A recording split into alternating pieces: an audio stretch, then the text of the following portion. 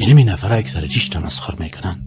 وای ریشو فاشا بینو او افتا بینو او باشه الوسو قدی او ریشو ریش پیشگی نمیفهمه دل ما به حضور میکنه همین مردک.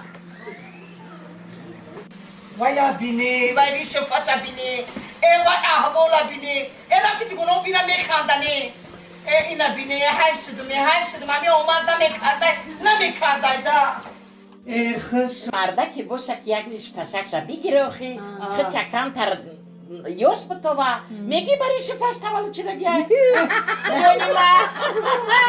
جانومه های جانومه در این زنه ما جانومه من ریش ها را گرفتن یک کچکل یاشیدم 10 سال یاشیدم زنک در حقیقت مردک در حقیقت یوش میتوی مردک نمیشه که هر بیگه پیش ایخو ریشت تروشی که 10 سال 20 سال دیگه در نظرم یوش توی یعنی می نفره اصلا جهل است متوجه هستین؟ ضعف ایمان است.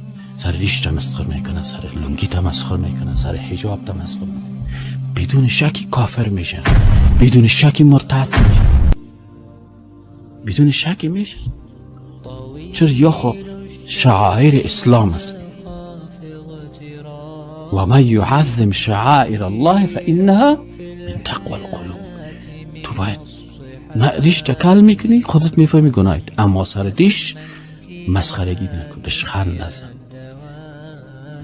یکی عیب ریشکلی همی هست. علما میگن که همی ریشکلی که آدم به گناه میکشونه، میگه چرا که دوامدار که ریشکل بودی باز ریشدار بعدت میگه حتی تو ریشدار باز از اون میترسد. نیست؟ یعنی او از چهره پیغمبر صلی الله علیه و سلم چی میکنه؟ میترسه. زی خاطر ریشکلی خودش اگرچه خود ریشکلی خود گناه های زیاد داره، تشبه با کفار است، تشبه با زنها هست، هر دفعه که ریش خود کل میکنه هر دفعه لعنت الله سر از اون نازل میشه.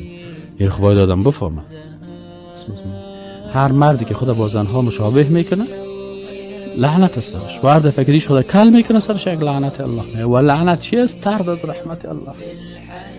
خب این خوب خودش میفهمه، لعنتش میفهمه، اما گناهگار میشه. اما اگر باز ریشخند میزنه، تمسخر میکنه، بد میبینه، بازی چی هست؟ این باز حتی گپش ارتداد میکشه.